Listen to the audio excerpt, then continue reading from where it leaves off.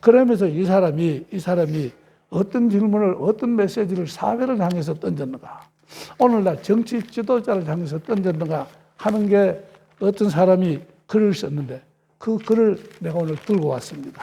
그 글 중에 내가 일부만 소개를 하겠습니다. 자, 이렇게 써놨습니다. 그렇다. 내가 누구인지 아는 것은 세상의 그 어떤 지식보다도 소중하다. 이 글을 쓴 사람이 소크라테스, 이 테스 형이라고 부르는 나훈아 가수의 음악을 들어보고 그래서 이렇게 평가를 한 게, 그렇다. 내가 누구인지 아는 것은 세상의 그 어떤 지식보다도 더 소중하다. 이렇게 이야기를 합니다. 이 건의의 초청을 거절한 나훈아가 보여준 것도 바로 그런 모습입니다. 너 자신을 알라. 너 자신을 알라. 그러면서 또 글을 계속하는데요. 역사를 아무리 거슬러 올라가도 왕이나 대통령이 국민을 위해 목숨을 건 적이 없다고, 이 나라를 지켜본 것은 평범하고도 위대한 국민들이었다고 말할 수 있었던 힘도 바로 그런 단단한 자기인식에서 나왔으리라. 이렇게 또 평가를 합니다. 그래서 이 나훈아라는 그 음악회를 하는 그 가수가 어떤 말을 했는가 하니, 나라를 바라보면서 이 세상에 어떤 대통령도 어떤 왕도 국민을 위해서 목숨을 건 그런 왕, 그런 임금, 그런 대통령을 한 번도 못 봤다. 이렇게 이제 세상을 비판하는 겁니다. 정권을 따라 팔랑거리는 얄팍한 개념의 연예인이 아닌 당당한 대중예술가 나오나, 그는 그렇게 온 국민의 가슴에 시원한 가을바람 한 줄기를 불어넣어 주었다. 소크라테스의 눈으로 오늘날 대한민국을 바라보면 어떨까? 안타깝게도 자신이 누구인지 모르는 사람이 너무나 많은 것 같다. 대통령 문재인부터 그렇다. 지금은 대단한 권력자인 것 같지만은 고작 1년 이후에는 평범한 국민으로 돌아갈 수밖에 없는 임기 말년의 선출직 공무원이다. 5년 빌려 쓰는 권력을 쥐고 나라의 뿌리를 뒤흔들며 국민의 생명은 아랑곳하지 않고 북한 앞에 빌빌 기면서 국가재정을 거들내는 이 모습 앞에 국민은 입을 모아 외칠 수밖에 없다. 너 자신을 알라. 소크라테스는 아테네의 골칫거리였다. 권력자들은 그의 입을 다물게 하기 위해 소송을 걸고 사형 선고를 내렸다. 소크라테스는 떳떳하게 죽음을 맞이했다. 도망자로서 살아가느니 아테네 시민으로서 죽겠다는 의지의 표현이었던 것이다. 민주공화국의 주권자인 국민이 아니라 특정 정치인의 팬이나 추종자라고 스스로를 착각하는 이가 펑 많은 이 나라의 모습을 보면 소크라테스는 과연 뭐라고 할까? 아, 테스 형, 세상이 왜 이래? 답답한 마음을 한 줄기 노래에 실어보내며 우리는 또 다른 내일을 향해 나아간다. 자, 소크라테스가 이 시대에 와서 이 지금 현재의 대통령이나 지도자들에게 세상이 왜 이러냐, 왜 이렇게 만들었냐, 그렇게 물으면은 테스 형, 당신은 너 자신을 알라. 네가 너 자신을 몰라서 그렇다. 이렇게 대답할 것이지요. 이런 메시지를 우리에게 준 겁니다. 현 정부에 대한 비판이기는 합니다만은, 그러면은 전직의 대통령들, 감옥에 가 있는 두 사람의 대통령들이라든지 아니면 이 나라를 어지럽게 한 많은 지도자들에게 이런 질문을 던지면은 뭐라고 이야기를 하겠습니까? 당신들은 너 자신을 몰라서 이런 일을 저질렀어. 대통령이나 되어서도 어떻게 해서 너 자신을 그렇게도 몰랐느냐? 그렇게 해서 감옥 오기까지 했느냐? 이렇게 질문을 하면은 소크라테스는 또 우리에게 어드바이스를 주실 것입니다. 너 자신을 알라. 이렇게요. 그래서 우리는 너 자신을 알라 하는 이 철학적 명제가 얼마나 중요한지, 우리 인생에 있어서 거의 출발점 선상에서 우리가 우리 자신을 알아야 됩니다. 그래서 저는 이런 질문을 예수 믿고 난 이후에도 수없이 많이 던졌습니다. 그 이전에는 이런 질문을 내가 던지면서 살아본 적이 잘 없었습니다. 그런데 예수 믿고 난 이후에 내가 내 자신을 돌이켜보면서 내가 언제든지 던지던 질문 7가지를 여러분들에게 한번 소개를 시켜드리려고 합니다. 제일 먼저 나는 질문을 던졌습니다. 내가 이런 질문을 던졌어요. 자, 나는 누구일까? 나는 누구일까? 이거 제일 먼저 질문을 던집니다. Who am I? 나는 누구일까? 질문을 던져봅니다. 그러면서 또 질문을 더 하는 게 이런 질문을 던집니다. 나는 무엇을 하는 자일까? 나는 무엇을 하는 자일까? What am I? 하면서 물어봅니다. 그러면서 또 질문을 던집니다. Where am I? 이 질문을 세 가지를 나는 늘 나에게 묻고 하나님께 질문을 합니다. 하나님, 내가 내 자신에게 Who am I를 물으니까 대답을 찾지 못하겠습니다. 그래서 당신께 내가 질문을 던지니 내가 누구입니까? 가르쳐 주십시오. 이런 질문을 던집니다. What am I? 내가 무엇을 하는 존재입니까? 이렇게 묻습니다. Where am I? 내가 어디에 있는 존재입니까? 이렇게 물으면서요. 흔히 설교 단상에서 이 질문을 내가 생각하면서 설교를 할 때가 너무 많습니다. 때로는 설교하던 중에 인간적인 생각에 사로잡혀서 인간적인 말을 계속적으로 하게 되면은 내가 설교하는 도중에도 What am I? 너는 지금 현재 설교하는 자인데 무엇을 하느냐? 인간적인 말을 하지 아니하느냐? 너 무엇 하는 자이냐? 내가 무엇 하는 자이냐? 이렇게 질문을 반복하면서 다시 하나님의 말씀 전하기로 돌아올 때입니다. 또 Where am I? 내가 어디에 있느냐 하는 질문을 던질 때 너는 지금 이 거룩한 단상에 있는데 이 거룩한 단상에서 인간적인 말만 계속적으로 늘어놓느냐?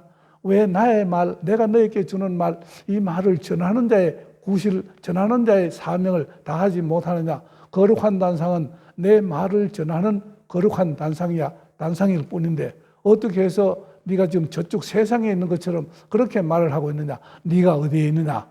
이런 질문입니다. 그렇게 해서 Who am I? What am I? Where am I?를 계속적으로 물어보고 합니다.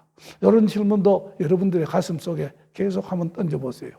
그러면은 나오나라는 그 사람보다도 한 단계 더 넘어가고 철학적인 단계를 넘어서 하나님께서 내려주시는 내가 누구이냐 한 자기 정체성에 대한 해답을 얻게 될 수가 있습니다.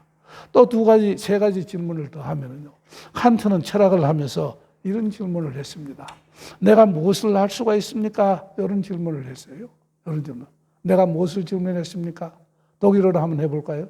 Was kann ich wissen? 내가 무엇을 알 수가 있습니까? 순수 이성 비판에서 이런 질문을 합니다. 그리고 칸트는 또 실천 이성 비판, 그래서 그런 실천 이성 비판을 책을 쓰면서 이런 질문 속에서 책을 씁니다. Was kann ich tun? 내가 무엇을 할 수가 있느냐? 그리고 판단을 하면서 종교적인 차원의 이야기를 하면서 그는 무슨 질문을 하는가 하니까 내가 무엇을 바랄 수가 있습니까? Was kann ich hoffen? 내가 무엇을 바랄 수 있습니까? 이렇게 6가지 질문을 합니다. 그래서 내가 누구이냐? 내가 무엇을 하느냐? 그리고 내가 어디에 있느냐? 내가 무엇을 할 수가 있느냐? 내가 무엇을 할 수 있느냐? 내가 무엇을 희망할 수가 있느냐? 자기가 인간적으로 생각해 보면서 인간들의 한계가 어디이냐? 거기에 분명히 드러나면서 아무것도 모르고 누구인지도 모르고 무엇하는지도 모르고 그리고 어디에 있는지도 몰라서 방황하고 당황하는 이런 존재임을 발견하게 됩니다. 그래서 인생 무상을 느끼게 돼요. 거기에다 한 가지 질문을 더 하게 되면은 우리 인간들이 입버릇처럼 하는 질문이 있습니다. 내가 어디에서 와서 어디로 가느냐? From where? 내가 어디에서 왔느냐? 어디에서 가느냐? In where? 어디에서 사느냐? 그리고 to where? 어디로 갈 것이냐? 어디로부터 와서 어디에서 무엇을 하다가 어디로 갈 것이냐? 여기에 질문 우리가 대답할 수가 없고 알 수가 없습니다. 이런 질문들을 쭉 던져보면서 내가 어찌해야 되겠느냐? 내가 어찌해야 되겠느냐? 그 많은 지식을 내가 쌓았다 할지라도 거기에서 내가 나를 모르면은 지식을 오용하고 악용하고 남용합니다. 수없이 많은 지식학자들, 대학자들이 곡학아세하면서 지식을 악용하고 남용하는 대학자들이 얼마나 많습니까? 소크라테스가 그 사람을 보고 너 자신을 알라 이야기를 할 것이고 나오나라는 가수가 어찌하면 좋겠냐 소크라테스의 테스 형 어떻게 하면 좋겠습니까? 그렇게 대답을 듣기를 너 자신을 알라 이런 대답을 들을 수 있습니다. 그리고 더 정확한 대답은 성령 하나님께 주 예수께 물어보세요. 그래 물어보면 그 사람은 완전히 뒤집혀져서 나 자신을 알게 해줄 때 바르게 알게 해주고 확실하게 알게 해주는 해답을 줄 것입니다. 이 7가지 질문을 날마다 던지면서 우리는 질문을 해보면은 내 자신에 대한 인지도가 점점 더 높아지는데요. 이렇게 질문을 하게 되면은 우리는 어떤 해답을 얻을 수가 있는가 하니까 인간들이 스스로 이 질문에 대해서 대답을 찾아도 어느 정도는 얻을 수가 있습니다. 어느 정도는 목표를 달성할 수가 있어요. 무엇을 하면 그러냐? 내 자신을 위해서 고민을 해보세요. 내 자신의 깊은 곳으로 들어가서 내 영혼을 들여다보고 내 마음을 들여다보고 내가 누구냐? 내가 무엇을 해야 되겠느냐? 이런 질문을, 근본적인 질문을 한번 던져보세요. 그러면 조금씩 자기의 어떤 존재가 보이는 것이, 인간은 이성적인 동물이고 양심적인 동물, 양심이 주어진 그런 존재이기 때문에 그 남아있는 이성의 파편, 그리고 남아있는 양심의 파편들이 내가 누구인가 그림자처럼 희미하게 조금씩 보이기 시작합니다. 그러면서 그래도 또 부족하거든 책을 읽어보십시오. 책을 읽어보면은 많은 사람들이 자기가 이렇게 깨달았다 하면서 책 속에서 어느 정도의 해답을 얻을 수는 있습니다. 그러면서 역사를 거울로 보세요. 과거에 어떤 사람들은 이렇게 살고 저렇게 살고 저렇게 살았는데 나는 어떤 존재로서 어떻게 살아야 될 것이냐, 거기에서 조그마한 그림자들이 보이기 시작하고 자기 자신의 어떤 자락들이 하나씩 한 자락씩 보이기 시작할 겁니다. 그러면서 조금씩 자기들에게 깨달아 가다가 그래도 자기 자신에 대해서 너무 불만스러우면은 윤리, 도덕 문제에 대해서 불만스럽거든 공자에게 물어보세요. 그러면 조금 더 깊이 자기 자신을 알 수가 있습니다. 그리고 진리에 대해서 인생 철학이라든지 인생의 진리에 대해서 잘 모르겠거든 소크라테스에게 물어보세요. 그러면 조금씩 자락이 열리기 시작할 겁니다. 전 인생의 마음의 상태를 아무도 모르겠습니다. 이 마음을 어찌하면 좋습니까? 이런 생각이 들거든 마음의 깨달음이 있었던 석가에게 한번 물어보십시오. 그러면 자기 자신의 옷자락이 조금 더 열리기 시작합니다. 그러나 이와 같은 세상적인 깨달음의 방법으로는 내 자신을 알 때 과거의 거울처럼 돌바닥에 얼굴을 비춰보는 과거의 거울처럼 희미하게 그림자만 나타나고 옷자락의 일부분만 보일 뿐이지 전체 윤곽이 보이지 않냐고 올바르게 확실하게 정확하게 알 수가 없습니다. 그러면 누구에게 물어야 되느냐? 생과 사를 주관하시는 초월적인 하나님, 성부, 성자, 성령 하나님, 나의 주인 되신 예수 그리스도에게 한번 물어보십시오. 그러면 거기에 정답이 있습니다. 그렇게 해서 정답이 있고 바르게 알고 확실히 알고 온전히 알게 됩니다. 이렇게 해서 자기 자신을 알게 된 존재를 사도 바울은 예수 그리스도의 종 바울은 하고 체험적으로 이렇게 변화된 자기 자신을 고백합니다. 예수 그리스도의 종 바울은 하는 고백은 내가 예수께 내 자신 존재에 대한 정체성을 물어서 확실하게 해답을 얻나 바울은 하는 이런 말씀입니다. 에베소서 1장 15절에서 17절의 말씀에 보면은 이 사도 바울이 로마의 감옥에서 에베소 교인을 위해서 중보기도를 하는 장면이 나옵니다. 중보기도를 하는 내용의 일부가 그 에베소서 1장 15절에서 17절 사이에 기록이 되어 있는데요. 거기에 15절에서 뭐라고 이야기를 하는가 하니 이렇게 15절, 17절에서 뭐라고 이야기를 하는가 하니 이렇게 이야기를 합니다. 하나님, 저 에베소 교인들에게도 성령을 부어주시어 그리고 하나님을 알게 하소서 이렇게 기록이 되어 있습니다. 성령을 부어주셔서 하나님을 알게 하소서 이런 사도 바울의 중보 기도를 하고 중보 기도의 제목이 성령을 부어달라는 건데 에베소 교인들은요 대부분이 성령의 은혜를 사실은 체험한 사람들일 것입니다.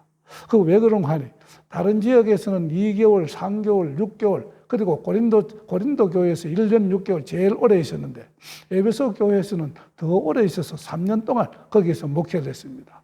한 1, 2개월 목회를 해도 사도 바울은 자기가 신앙 훈련을 시키는 모든 교인들에게 성령의 은혜를 체험하게 했는데 3년간이나 교육, 신앙 훈련과 그리고 기독교 교육을 시킨 에베소 교인들 이미 성령의 은혜를 대부분 체험했을 것이고 새롭게 오는 사람이나 혹이나 그중에 성령의 은혜를 체험하지 못한 사람이 있으면 그들에게 성령을 부어주십시오 하는 이런 기도의 제목이기도 하고 이미 성령을 받은 자들에게는 성령을 더 계속적으로 지속적으로 부어주셔서 성령의 세례가 반복되고 성령이 충만케 해주셔서 하나님을 알게 하시되 더 깊이 더 넓게 더 뜨겁게 확실하게 알게 해주소서 이런 기도의 제목입니다. 자, 이런 기도의 제목으로 기도를 해요.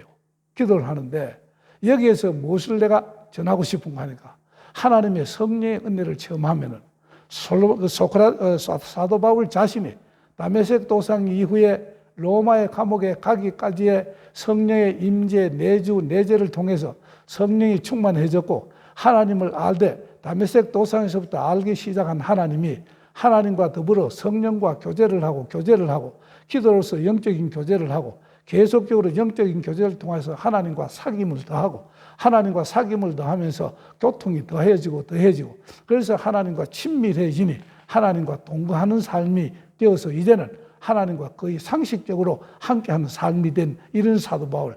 그래서 나는 하나님의 성령의 은혜를 체험한 다메섹 도성의 성령 체험 이후에 지금 현재 이르기까지 주님을 믿고 알기 시작해서 더 깊이, 더 넓게, 더 높이 확실하게 알게 되어서 지금은 함께 대화하고 모든 인생 문제와 세상의 문제를 상담하고 있습니다. 하나님, 내가 이렇게 하나님을 안 것처럼 저들에게도 그 성령을 부어주셔서 꼭 내주하시면서 하나님을 알게 하시되 저처럼 확실하게 알게 해주소서, 이런 말씀입니다.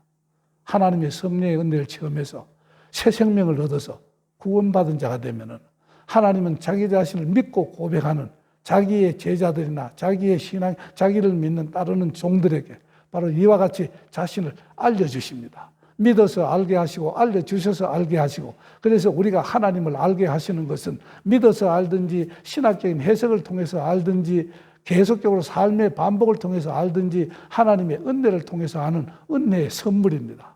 이렇게 해서 하나님을 알게 됩니다. 그러면서 또 하나님은 성령 은혜를 통해서 무엇을 믿고 알게 하시는가 하니 성경에 기록된 모든 말씀이 하나님의 말씀임을 믿게 하고, 그리고 그 성령을 읽으면 성령의 말씀 전체가 믿어져서 하나님의 말씀이다, 하나님의 말씀의 내용들이 믿어져서 내용들도 알게 합니다. 그래서 성경을 하나님의 말씀으로 믿어서 성경 말씀을 알게 되고 성경 말씀이 나에게 내용으로 가르쳐져서 믿어서 알게 된 그 하나님이 어떤 하나님이냐, 성경에 기록된 하나님, 구약 성경에 기록된 하나님, 사도 바울 서신에 기록된 하나님, 바울이 고백한 하나님은 바로 성경에 기록된 대로 어떤 하나님이었느냐, 성경에 기록된 하나님은 바울은 창조주 하나님이다, 이렇게 고백합니다. 창조주 하나님이다. 하나님이 말씀으로 이 세상을 창조하시고 그리고 전 우주와 그 속에 있는 피조물을 창조하셨고 피조물의 티끌 하나까지도 하나님이 창조하시지 아니한 것이 없습니다. 그러면서 그 중에 나도 창조하셨고 하나님을 은혜로 믿어서 알고 하나님을 알게 되니 하나님 앞에 선 믿음의 종이 된 나는 하나님을 통해서 내가 피조물임을 알게 됩니다. 내 존재가 어떤 존재냐? 하나님이 나를 창조한 존재, 나는 피조물입니다. 그래서 성령의 감동으로 하나님을 알게 되니 내가 창조된 피조물임을, 나를 알게 됩니다. 내 존재를 확실히 알게 돼요. 제가 예수를 믿기 이전 36세 이전에는요, 진화론을 신봉하던 사람입니다.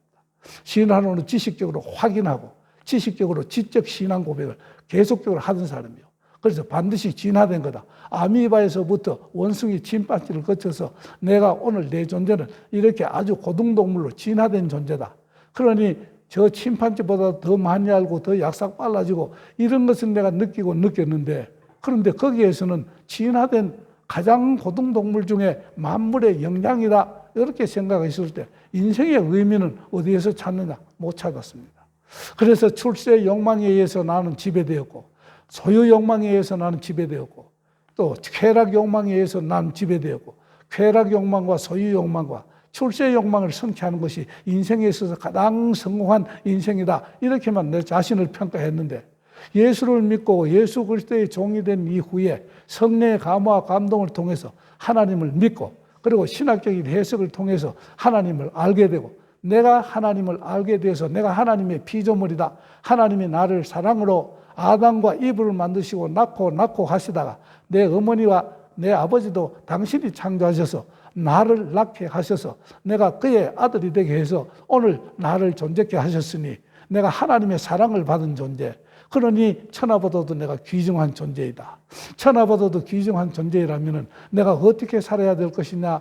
하나님의 뜻에, 나를 창조하신 내 하나님의 뜻에 합당하게 살아야 되지 않겠느냐? 이렇게 하면서 의미성을 찾고 가치를 찾고 윤리 도덕성을 찾고 이러면서 하나님의 하나님의 사랑받는 귀여운 아들이다, 사랑받는 아들이다, 이렇게 내 인생을 정리를 하게 됩니다. 그래서 하나님을 알고 나를 이렇게 은혜로 알려주신 그런 존재, 이런 존재를 가리켜서 사도 바울은 예수 그리스도의 종된 자 이렇게 고백한 겁니다. 두 번째 하나님은 어떤 하나님이냐? 하나님은 전지전능하신 하나님이라고 성경에 기록되어 있으니까 우리가 믿고 성경에 가르쳐 주신 내용대로 알게 되어서 아는 것도 은혜입니다. 이렇게 해서 은혜로 내가 하나님이 전지전능하다는, 그리고 거룩하고 거룩하신 하나님이다, 이 사실을 알게 되니 내 존재는 어떠냐?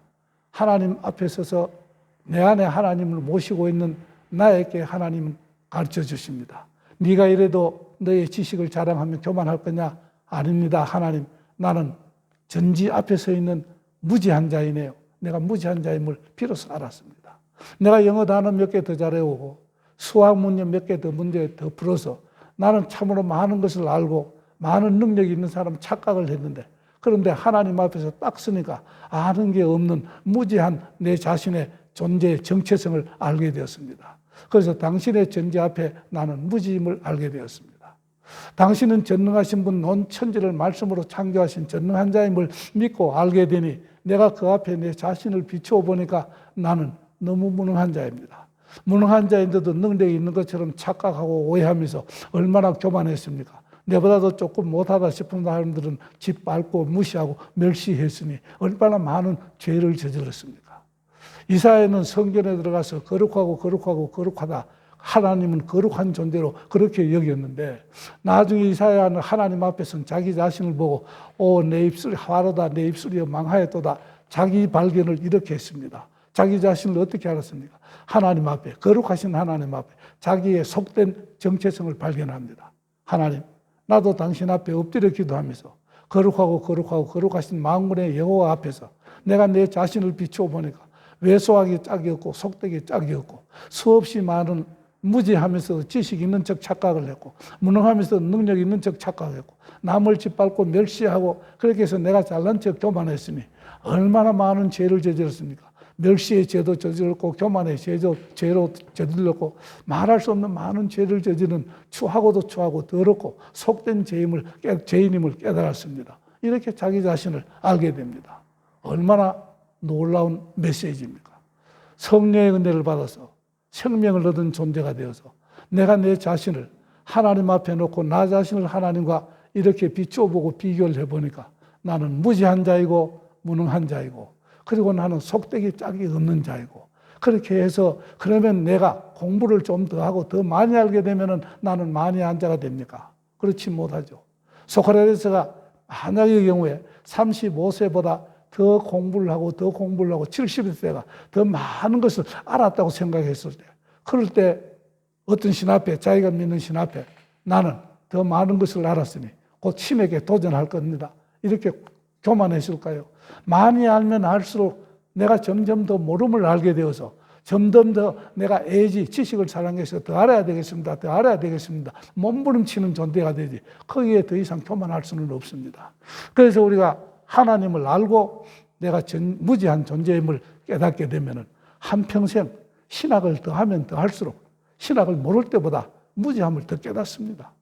그리고 내가 능력을 개발해서 어떤 능력을 더 행했다 할지라도 하나님 앞에서 더 능력을 행하면 행할수록 자기 자신의 무능함을 더 느낍니다. 내가 좀 더 옛날보다는 훨씬 더 거룩해지지도 아니했느냐? 술도 끊었고 담배도 끊었고 행위도 그리고 습관도 모든 것도 사랑할 줄 알고 베풀 줄 알고 나눌 줄 아니까 더 거룩해진 것 아닙니까? 이렇게 느낀다면 큰 오산입니다. 얼마나 더 거룩해지고 거룩해져야 예수 그리스도를 닮을 수 있는지 점점 더 속됨을 더 느낍니다. 내가 죄인으로서이다, 하나님 나를 떠나소서 하는 이런 죄인이라는 자기 겸손이 계속적으로 나를 감싸면서 그러면서 나는 더 죄인이다 이렇게 고백만 해놓을 겁니다. 이게 하나님 앞에서의 신앙인의 겸손입니다.